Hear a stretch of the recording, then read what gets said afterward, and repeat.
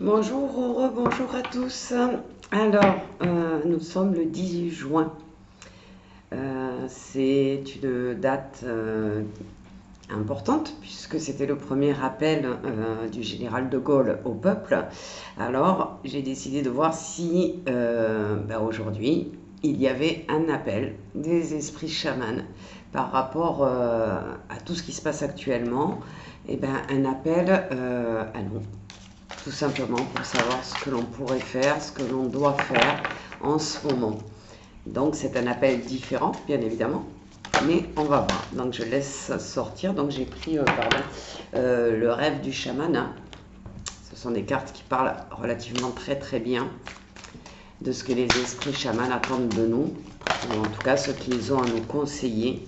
Alors il en est sauté 4 là d'un coup, on va les prendre. Elles viennent dans un ordre un peu... Alors, qu'est-ce qu'on nous dit? Bon, ben on commence par l'abondance. Donc, à l'heure d'aujourd'hui, on nous parle d'abondance, mais dans le monde où on est aujourd'hui, je présume que la carte saute pour nous parler du manque d'abondance. Donc, il y a énormément de gens aujourd'hui qui ont du mal à vivre et qui survivent, que ce soit financièrement, que ce soit amoureusement parlant, professionnellement parlant. Il y a beaucoup d'énergie négative, hein, vous le savez, je vous le répète. Et on nous parle de la sublimation de l'ego. Donc on nous dit quoi? On nous dit oui, il y a c'est une période j'allais dire de guerre. Non, on n'est pas en guerre, mais tout comme le 18 juin, eh bien, on est dans une situation critique quand même pour beaucoup d'entre nous. Et on ne sait pas du tout ce que demain sera, hein. On n'a pas des projections sur l'avenir qui puissent être très positives quand on voit ce qui se passe. Donc on nous dit en fin de compte, on est dans une période difficile de manque d'abondance. On a notre ego qui s'affole, hein, et qui nous inquiète et qui nous met dans la peur, dans l'appréhension, pour certains même l'angoisse, hein. Moi je le vois dans mes séances. Les gens ont des angoisses du passé qui remontent. En ce moment, même avec la pleine lune qui était relativement forte, on a beaucoup de choses du passé, des émotions du passé, des événements du passé, des traumatismes du passé qui remontent. Donc là, on nous dit c'est votre ego qui est en train de s'emballer par rapport à ce manque. Eh bien, essayez de calmer votre ego et de vous dire que pour le moment, vous êtes en vie, vous avez un toit sur la tête, vous avez de quoi manger. C'est déjà très très bien. Et qu'il y a des périodes dans la vie où il y a des hauts et des bas et qu'on est dans un bas. Alors d'habitude ça remonte régulièrement, mais là c'est vrai que les bas sont très bas et les hauts sont très peu hauts, on va dire. Donc on nous parle de l'arbre des lamentations derrière, de personnes qui se sentiraient un peu seules, qui se sentiraient des personnes qui sont en deuil, qui sont dans le chagrin, dans la tristesse. Alors ça peut être le deuil, effectivement, la perte d'un être cher, mais ça peut être aussi la perte d'un travail, la perte justement d'argent, hein, où on a l'impression qu'on n'arrivera pas à vivre, qu'on n'arrivera pas à finir le mois, etc. C'est aussi une perte, hein, quand on en perd eh bien, sa fluidité financière, j'ai envie de dire. Et on nous dit il y a des trésors cachés dans l'ombre. Donc on est déjà sur une carte d'espoir, ce qui veut dire ne vous découragez pas, accrochez-vous. Il est en train de se passer des choses dans l'invisible qui vont faire changer tout ça, toute cette énergie, etc. Ils sont en train de se battre pour nous là-haut pour que cette ombre disparaisse. Donc on nous dit n'ayez pas peur de l'ombre, chacun a une part d'ombre et de lumière en lui, vous êtes dans le côté sombre et dans le côté ombre, mais ça fait partie de vous aussi, donc ne vous laissez pas emporter dans l'ombre. Ne laissez pas tomber, ne baissez pas les bras, ne cultivez pas des énergies négatives. rester quand même dans le positif quoi qu'il arrive. Alors je vais essayer de recouvrir. Donc effectivement sur la sublimation de l'ego, eh bien on me parle du mur des obstacles. Donc l'ego est en train de mettre des obstacles dans votre tête, dans votre cerveau, dans votre vie, qui n'ont peut-être pas lieu d'être. Pourquoi se projeter sur un futur négatif alors que l'on peut vivre dans le moment présent et que pour le moment, on va à peu près bien, j'ai envie de dire. Un peu moins bien qu'avant, mais on n'est pas dans une guerre, on n'est pas dans une révolution, on n'est pas dans tout ça. Donc soyons reconnaissants de ça et disons-nous que ça peut aussi basculer dans le bon sens. D'accord, il y a encore de l'espoir. Alors sur l'abondance, donc le manque d'abondance, on nous parle le jeu de la couronne et le leadership, ça veut dire quoi? Même sur l'abondance, vous avez un effet. Vous pouvez choisir de dépenser différemment, vous pouvez choisir de changer de travail, vous pouvez choisir de, je sais pas moi, décider de rencontrer quelqu'un pour équilibrer les budgets avec lui, quelqu'un que vous aimez, etc. Peut-être que vous êtes avec quelqu'un depuis quelque temps et puis que vous n'êtes pas en couple, eh bien pourquoi pas joindre les deux bourses, j'ai envie de dire, pour vivre mieux, par exemple. Alors bien sûr, si vous avez des sentiments pour cette personne, on est bien d'accord, hein, on ne se met pas avec quelqu'un pour de l'abondance, mais on peut économiser certaines choses. On est dans un monde d'abondance, de besoins matériels extraordinaires. On est toujours dans la consommation, hein, dans trop de consommation. Donc on peut réduire certaines choses intelligemment, j'ai envie de dire, et retrouver du coup eh bien, le même niveau financier qu'il y a quelque temps. Tout simplement, il y a des choses qui ne sont pas forcément nécessaires et que l'on fait parce qu'à l'époque, on pouvait le faire et aujourd'hui, ben, ça nous manque, mais ce n'est pas très utile dans notre vie. Alors, sur l'arbre des lamentations, le deuil et le chagrin, je vais recouvrir avec le pouvoir de la communauté et le rassemblement. Alors ça, j'en parle souvent dans les guidances thérapeutiques. Très important d'avoir quelqu'un de confiance pour se confier, pour pouvoir échanger avec cette personne, lui dire ce que l'on ressent, ce qu'on est en train de vivre. Et comme je le disais dans une des dernières guidances spirituelles et thérapeutiques, n'hésitez pas à aller voir un thérapeute si vraiment vous sentez que vous sombrez, que vous êtes pris par les angoisses, par la peur de demain, par la peur du manque. C'est ensemble qu'on arrivera à changer les choses, en se soutenant les uns les autres, en aidant avec ce qu'on sait faire. En fait, moi je dis toujours, si on revenait au troc, on n'aurait pas de problème.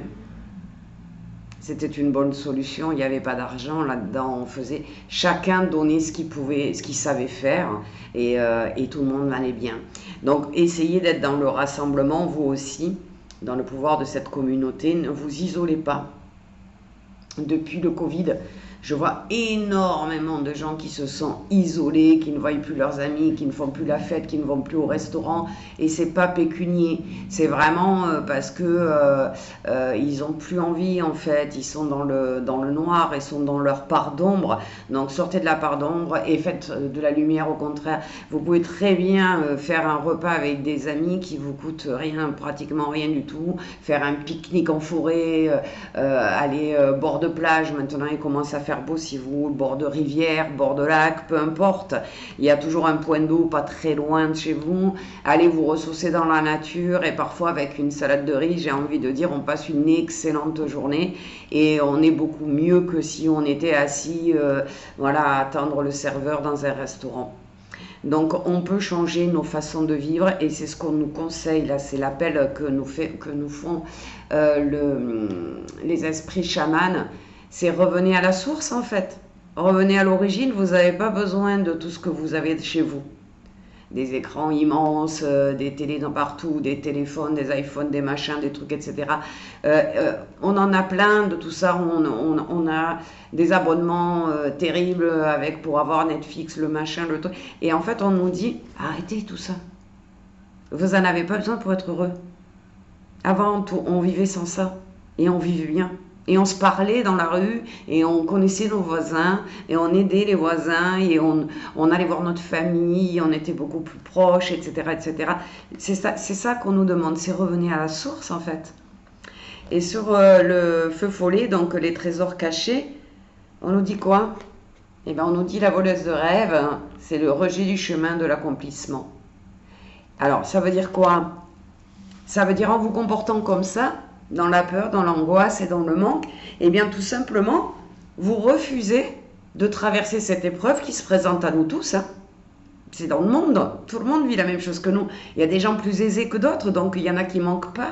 Mais ne croyez pas que ceux qui ont de l'argent ne manquent pas. Parce que quand ils en ont moins, même s'ils en ont largement assez, le fait d'en avoir moins, ça les impacte autant que les autres. Parce que ce sont des gens qui sont matérialistes et qui ont travaillé pour gagner beaucoup d'argent, etc., qui ne se sont jamais arrêtés. Alors quand on les prive d'une partie de leur argent, entre guillemets, eh bien, il y en a certains qui paniquent plus que celui qui a pas de réserve et pas beaucoup d'argent dans son porte-monnaie, j'ai envie de dire. Parce que celui-là, il est habitué à faire attention à l'argent. Les autres, ils n'ont pas l'habitude. Ils ont. Donc, ils ne sont pas dans le manque. Donc, ils goûtent un peu, pas le manque, encore une fois, mais le moins. Donc là, on nous dit, reprenez-vous. Reprenez-vous. Voilà, on nous dit, épanouissez-vous grâce à la résilience. Sachant que nous, à titre individuel, pour le moment, dans le monde, il se passe plein de choses. Des choses qui ne sont pas des belles choses, mais qu'est-ce qu'on peut faire individuellement? Rien. En se rassemblant, en trouvant des solutions, en étant dans une sorte de troc, d'échange entre nous, etc., etc., eh bien, en étant résilient, on va retrouver notre joie de vivre. Et je suis presque persuadée quand même qu'on pourrait y retrouver un certain plaisir et une certaine joie. On pourrait même peut-être être mieux qu'avant. Donc on est en train de nous demander de réfléchir et de se comporter en résilient. C'est comme ça, ok, comment je fais pour vivre bien quand même? Et vous verrez que vous y arriverez. Et la dernière carte que je tire, la tempête parfaite, l'invitation à agir maintenant. Ne vous laissez pas envahir par la part d'ombre de tout le monde. Restez, moi je sais que quand je marche dans la rue, j'ai un grand sourire pour tout le monde, que ce soit des hommes, des enfants, des femmes. Peu importe qui que je croise, je fais un grand sourire. Alors, il y en a 1 sur 10 qui me dit bonjour et qui me sourit aussi. C'est pas grave, c'est 1. C'est toujours 1.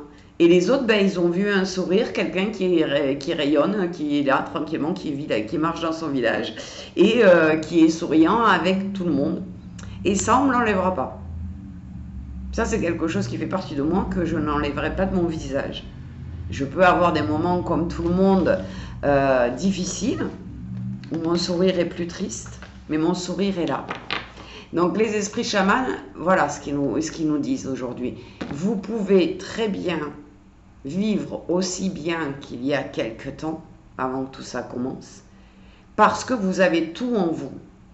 Vous vous êtes laissé, alors je vous donne ce que je ressens, vous vous êtes laissé envahir par le matérialisme, par le fait d'avoir tout ce qui vient de sortir. Alors peut-être pas tout, mais si vous regardez dans votre maison, si vous regardez les abonnements que vous avez, si vous regardez les factures que vous avez, vous vous rendez bien compte que on dépense beaucoup plus qu'avant. Rappelez-vous votre enfance. Ce qu'il y avait à table, comment se comportaient vos parents, etc., etc.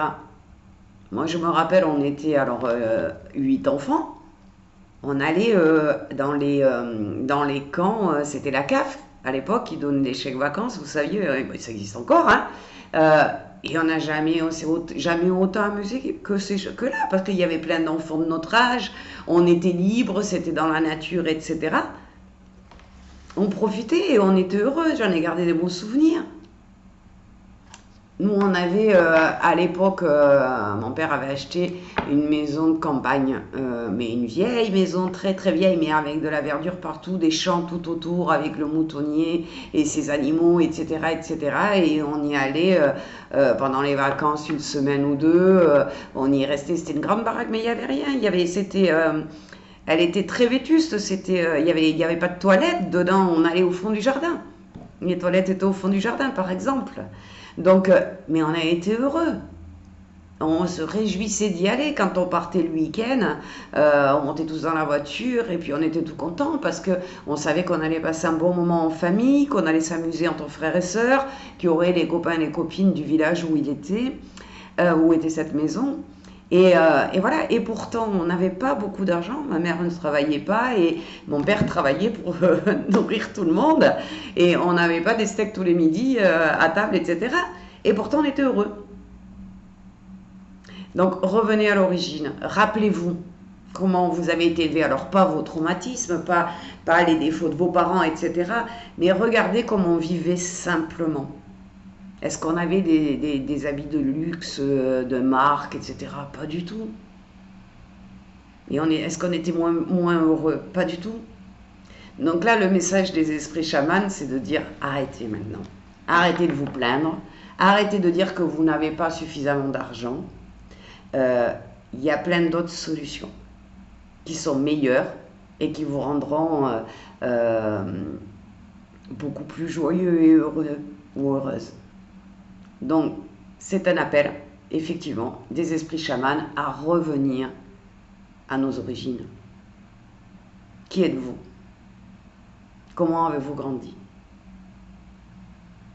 Et réfléchissez, après regardez autour de vous, vos meubles, tout ce qui traîne, peut-être des bouquins que vous avez achetés, que vous n'avez même pas lus, des habits que vous avez achetés, puis en fin de compte vous les avez mis 2 fois, ils sont dans le placard. Mais donnez-les à quelqu'un à qui ça pourrait faire plaisir. Les livres, lisez-les. Et puis après, ne les jetez pas, prêtez-les à quelqu'un que vous savez que cette histoire-là ou ce livre-là intéressera. Échangez. Quand vous commencerez à échanger avec les gens, ils vous échangeront des choses qui vous feront plaisir à vous aussi. Donc c'est un message d'espoir. On peut vivre bien dans ce monde, même sans beaucoup d'argent. Tout simplement. En étant unis tous. En partageant ensemble. En prenant soin des autres. En leur apportant ce qui leur manque. En échange d'un sourire, d'une fleur, d'un gâteau fait maison, peu importe. On s'en fout, ça n'a pas d'importance. Donc voilà le message. Bah écoutez, quand j'ai choisi de faire cette vidéo, je ne pensais pas que je vous dirais tout ça. Et je ne savais pas à quoi m'attendre non plus, parce que j'ai tiré les cartes en direct avec vous et que là je réceptionne tous les messages des chamans, des esprits chamans. Et je trouve qu'effectivement, eux, qui étaient des Indiens qui vivaient de la nature, dans la nature, et qui se nourrissaient comme ils pouvaient, ils n'avaient pas besoin de tout ce luxe. Et ils étaient très, très soudés entre eux, et ils étaient très heureux avant qu'on les expulse. Donc je vous souhaite à tous une merveilleuse journée de mercredi. Réfléchissez à tout ça, et essayez d'aller dans ce sens, si ça vous parle bien sûr. Je vous souhaite à tous vraiment de trouver un équilibre et de ressentir de la joie.